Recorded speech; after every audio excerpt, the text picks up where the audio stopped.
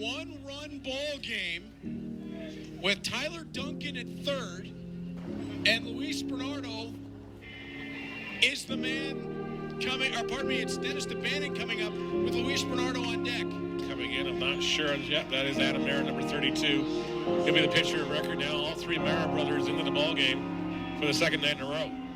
For me, that time I was actually quite nervous. When I got on for as I was running in, I was like, oh my God, it's a one-run ball game. I gotta get this done, run around third. Marra delivers, DeBannon turns it, and Venezia holds the over. I mean, I'm not gonna lie, he did get a hold of it, but it was right at a guy. And sometimes when you come in and throw strikes right away, good things happen. Bernardo slaps this one into left, and underneath is Carrington for one away. Adam Marra delivers. Ripple gets underneath it, but it's going to be skied. Jose Venezia getting under it, and it's two away. Underwood was on a little too far out. Didn't take a hack at him, but now he's down 0-2. He'll have to swing at anything close here. As the Cardinals down their last run. Marra delivers. Underwood sends it deep into left field. It's not going to have enough. Carrington gets underneath it, and the Toronto Maple Leafs win a wild ball game at Bernie Harper Stadium. Adam, this is an important month for the Toronto Maple Leafs. You've got a ton of games because of all the rainouts, and you're battling for home field advantage in the playoffs. Is that something that's important for you, getting that home field advantage in the playoffs? Absolutely. Those that have played at the pits know that this ballpark is part of the team at this point. It's very tough to come to the pits. It's sort of, if you never played here before, it's sort of an offsetting feel because the fans are so close, and it definitely plays in our favor. Well, not all the time, but for the most part. And so we're used to it. Obviously, our record kind of reflects that we play a lot better at home. And so, especially coming into the end of the season, we got two big games against Guelph at the end, and we're going to try and win those games because we are looking for that home field advantage. It's quite a significant advantage, at least especially for us. Hey everyone, welcome to Leafs Weekly episode 9. Thanks so much for tuning in. So Adam Marra has come up in some big situations for the Toronto Maple Leafs this season. He has 5 career saves in his Intercounty Baseball League career. 3 of them have come this season. That one in a big scenario, I can think back to opening day where he saved that 5-4 game on the very first game of the season for the Toronto Maple Leafs against the London Majors. That was a huge spot that he came into to get the clean save in the 9th inning. And then this one, if there's ever a pressure situation, it's when the Toronto Maple Leafs were up 10-3 at one point. They end up blowing the lead and it becomes 11-10. And then your job is to stop the bleeding with a runner on third base and 2 outs, and that runner on third is the tying run. And as Adam Marra said, a little bit nervous coming to that situation, but the nerves did not get to him, and he gets a big 4-out save. And that was part of a 4-game and 4-day stretch for the Toronto Maple Leafs. I talked to a lot of players about this, and they said they don't remember the last time that they had to play 4 games in 4 days. Sometimes you say the 3 games in 3 days with the Friday, the Saturday, and the Sunday, but this was the Thursday, Friday, Saturday, Sunday. And then they have another game just a day after 1 day of off day. And as you're watching this, that game's probably going on right now. That's the Tuesday game against the Kitchener Panthers. So big save for Adam Marra. Now, we heard him talk about how home field advantage is something that's really important to the Toronto Maple Leafs. Right now, they're battling for that home field advantage with the Guelph Royals. The Leafs have 1 game in hand, and they're also 2.5 games up on the Guelph Royals in the standings. That's for the 4th place spot. It seems at this point that the Barrie Bay Cats in that 3rd place spot may be unreachable. I think the Maple Leafs would have to win out. I'm not even sure if that's mathematically possible as it stands right now. But the Leafs will want to keep winning down the stretch because the Guelph Royals have been hot of late. So they're going to probably have to win a couple games to secure that home field advantage. And there's a lot of games coming up for the Maple Leafs. They had a huge stretch of 13 games in just 20 days in the month of August.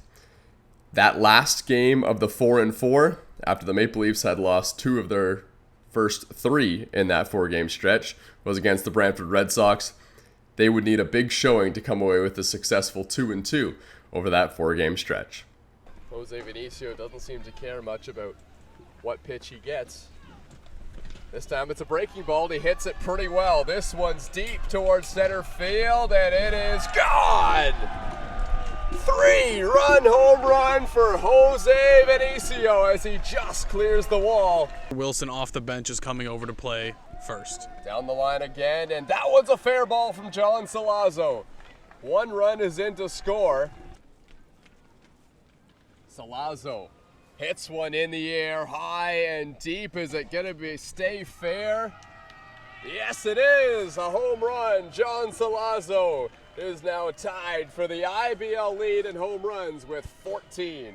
The Toronto Maple Leafs ended up winning that game 17-2 over what seemed like a bit of a shorthanded Brantford Red Sox team, but good to see the offense really starting to click here down the stretch for the Toronto Maple Leafs. Now, you saw John Salazzo. He had a big day. He ended up with the home run. He had 4 RBIs. He has 46 RBIs on the season, and as it stands right now, as I'm recording this, John Salazzo is tied for the IBL lead in home runs. He has 14, and he's tied with Tyler Duncan. Now, John Salazzo, you know his story if you've been watching Leafs Weekly, with him being a conductor and playing in the Intercounty Baseball League at the same time. In fact, well, it's his nickname, so you might just know it from that as well.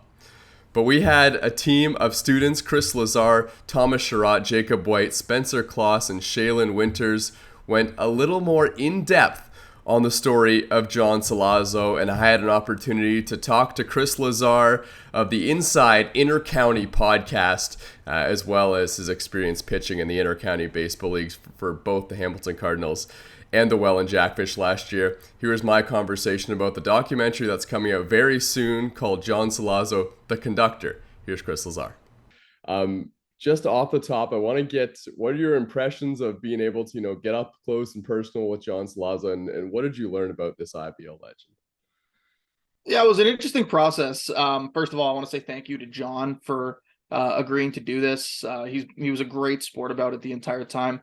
I'll get into that a little bit more in a bit here, but yeah, no, he's a great guy. I think everybody in the league is really fond of John, and everyone kind of, when you talk about the prototypical IBL player, he's generally the guy that people use as the example, right? Like he's one of those, for lack of a better term, OGs in the league that's been around for a really long time, who personifies exactly what it means to be a player in the IBL, the working man's league.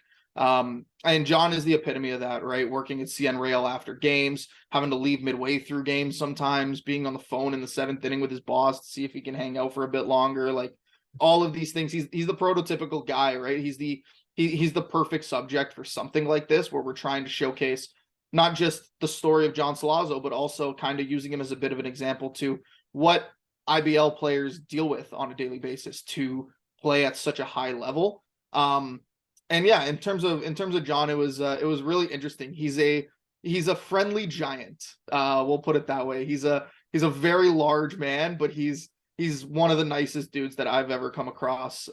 As I said, he was super accommodating to us. He was all in from the moment that I mentioned it to him. So again, I can't thank him enough for his contributions to this and for agreeing to kind of let us into his life a little bit for the last couple of weeks. So you got to follow John Salazzo around in his personal life. A lot of us aren't up at those hours of the night. So can you give us some insight on what John Salazzo is like when he's not on the baseball diamond, and maybe what was one of your favorite moments in the making of this doc? Yeah, so you will see a clip of him at work. I will preface this by saying that we didn't record that footage. I wasn't going to send one of our people out to the railroads at 2 a.m. to hang out with John all night. But he was one of his coworkers was kind enough to take a video for him and kind of show us what he does. But we did go to his house before the game against Barrie a couple weeks ago, and we were at his house early, and we spoke to him for about an hour there, just kind of catching up. Me and him haven't actually seen each other in person in a long time, so we were catching up. But it was cool, like his backyard. He's got this whole like I don't even know what to call it. It's not like a man cave, but it's like this little hut that he has where it's got like heaters and everything. And he said like in the winter, like some of the boys will come over and they'll have some drinks and just like watch hockey. And in that little hut, or in the summer they'll watch baseball or whatnot. Like, he's got a whole setup, and then he's got this little jungle gym for his cat that's also there. So it's yeah, he's an interesting guy. He's got a lot going on. It's quite the setup. If you've I don't know if you've ever seen it, but if you ever get the chance to go over there, it's quite. He's got a lot going on in his backyard. So that was just cool seeing that curtain peeled back a little bit. Yeah, and we don't get to see this kind of content in the Intercounty Baseball League very often. It's really a rarity to kind of see content like this. What are you most excited about for the people that are going to watch this, that they're going to get to experience about the IBL? Yeah, it's kind of along the same reason that I've been doing a lot of stuff for the league this year, since obviously I can't play. I'm like, what can I do to give back a little bit, and to kind of shine the spotlight on guys that I feel like really deserve it, that haven't had it shone on them very often. And again, because yes, obviously we're doing a doc on Solazzo, but as I said, he's a representation of all of the local people that play in the IBL. I know we did an interview on my podcast with Byron Reichstein at the start of the year, and he mentioned that he works in a factory. Solazzo obviously works at CN Rail. You got Justin Marra, I believe that he works. He's a paramedic or something like that. So like, everybody's kind of coming from different walks of life, but they all have one thing in common, and it's that everybody in the IBL loves baseball and will go to a great extent to be able to play in the league. And yeah, I'm just excited to showcase what this league is and how unique it is, and help people understand, because what's interesting is a lot of people don't think that the IBL is necessarily like that high quality baseball. They think of it as like a beer league almost. And like, I actually had a couple of my classmates. I had one of my classmates who was actually helping me on the doc before we started.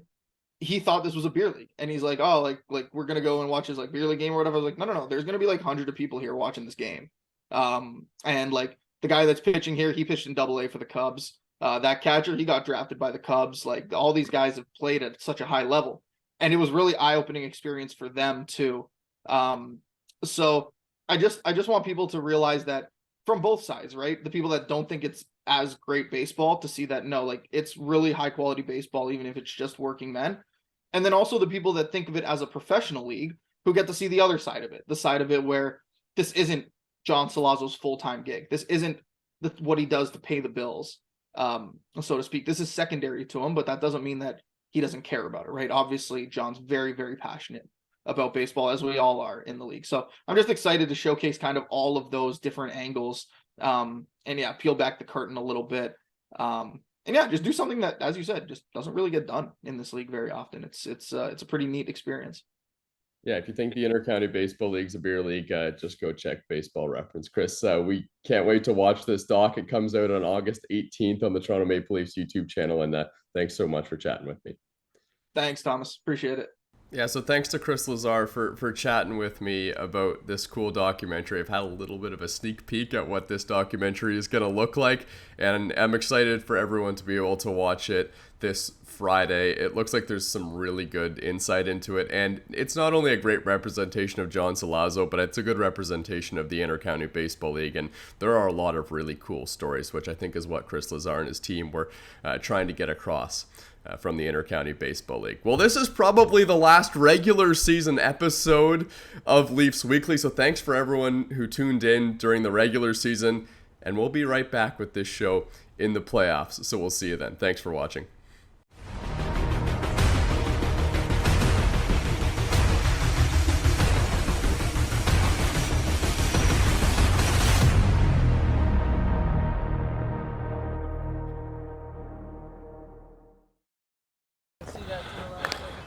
Like I always say when I'm mic'd up, Adam Marra with the best BP in the league, buddy. Thank you. Been doing it for years for me. Always getting me ready at third.